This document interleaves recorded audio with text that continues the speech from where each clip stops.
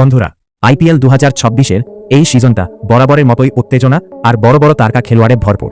কিন্তু এইবার যে গল্পটা সবচেয়ে বেশি আলোচনায় এসেছে সেটা কোনো অভিজ্ঞ ক্রিকেটারের নয়, বরং মাত্র 15 বছরের এক তরুণ ক্রিকেটারের। তার নাম বৈভব সূর্যবংশী। ভাবুন তো, এত কম বয়সে কেউ আইপিএলের মতো বড় মঞ্চে খেলছে, আর তার কাছ থেকে আশা করা হচ্ছে ম্যাচ জেতানোর। এটা কত বড় চাপের বিষয়। রাজস্থান রয়্যালস যখন বৈভবকে দলে নেয়, তখন এটা শুধু একজন নতুন খেলোয়াড় নেওয়া ছিল না, এটাকে বলা হচ্ছে মাস্টার স্ট্রোক। অনেকেই মনে করেছিলেন ভবিষ্যতে এই ছেলেটাই দলের মুখ হয়ে উঠবে, মাঠে এবং মাঠের বাইরে দুই জায়গাতে বড় প্রভাব ফেলবে। কিন্তু এখন সেই সিদ্ধান্তটাই ধীরে ধীরে প্রশ্নের মুখে পড়ছে। শুরুর দিকটা ছিল একেবারে সিনেমার মতো। বৈভব প্রথম কয়েকটা ম্যাচে ভালো পারফরমেন্স করে দেখিয়ে দিয়েছিল। তার মধ্যে ট্যালেন্টের কোনো অভাব নেই। ছোট টুর্নামেন্ট আর ঘরোয়া ক্রিকেটেও সে নিজের পরিচয় তৈরি করেছিল। কিন্তু ক্রিকেট এমন একটা খেলা যেখানে এক দফা খারাপ ম্যাচ পুরো পরিস্থিতি বদলে দিতে পারে।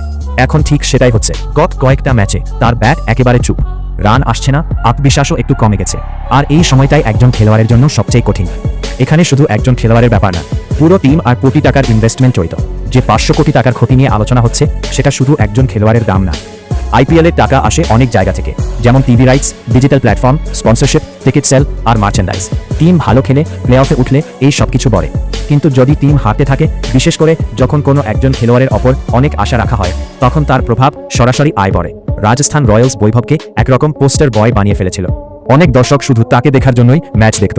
কিন্তু এখন যদি সে রান না করে, তাহলে দর্শকদের আগ্রহ কমে যায়, আর ভিউ কমলে সরাসরি আয়ের ওপর প্রভাব পড়ে। স্পন্সরেরাও শুরুতে বড় আশা করেছিল, কিন্তু পারফরমেন্স না থাকলে তারা ডিল কমিয়ে দিতে পারে বা ভবিষ্যতে কম টাকা অফার করতে পারে। সবচেয়ে বড় ক্ষতি হয় যখন টিম প্লে অফে উঠতে পারে না, কারণ আসল আয় তখনই শুরু হয়। বেশি টিকিট বিক্রি, বেশি ব্র্যান্ড এক্সপোজার, বেশি প্রাইজ মানি। একটা ভালো সিজন আর খারাপ সিজনের মধ্যে পার্থক্য 400 থেকে 500 কোটি টাকা পর্যন্ত হতে পারে এক্সপার্টদের মতে। এখন প্রশ্ন হলো, বৈভবের সমস্যা কোথায়? একটা অংশ টেকনিক্যাল আর একটা অংশ মানসিক। প্রতিপক্ষ দলগুলো এখন তার দুর্বলতা ধরে ফেলেছে। বিশেষ করে শর্ট পিচ বল আর বাউন্সারের বিরুদ্ধে সে একটু সমস্যায় পড়েছে। তাই বোলাররা বারবার ওই জায়গাতেই বল করেছে। কিন্তু আসল লড়াইটা হচ্ছে মনের ভেতর। 15 বছর বয়সে এই তো বড় মঞ্চ, লাখ লাখ দর্শক, সোশ্যাল মিডিয়ার চাপ, এগুলো সামলানো সহজ না। আগে সে নির্ভয়ে খেলতো, এখন প্রতিটা শটের আগে ভাবছে ভুল হলে কি হবে। এই ভয়টাই তার স্বাভাবিক খেলাটা নষ্ট করে দিচ্ছে। আর একটা বড় বিষয়, এখন সে শুধু একজন খেলোয়াড় না, সে একটা ইনভেস্টমেন্ট হয়ে গেছে।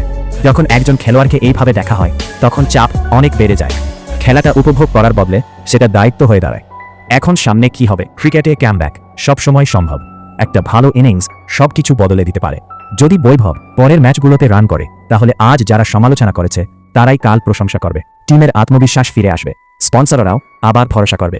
কিন্তু যদি খারাপ ফর্ম চলতেই থাকে, তাহলে রাজস্থান রয়্যালসের জন্য এই সিজনটা বড় ক্ষতির হয়ে যেতে পারে। শেষ কথা, এটা শুধু ক্রিকেটের গল্প না, এটা আজকের দিনে তরুণ খেলোয়াড়দের ওপর চাপের গল্প। আপনার কি মনে হয়, বৈভব কি কামব্যাক করবে, নাকি এই সিজনটা রাজস্থানের জন্য বড় শিক্ষা হয়ে থাকবে? ভিডিওটা ভালো লাগলে লাইক দিন, বন্ধুদের সাথে শেয়ার করুন, আর এমন আরও আপডেট পেতে চ্যানেলটা সাবস্ক্রাইব করতে ভুলবেন না।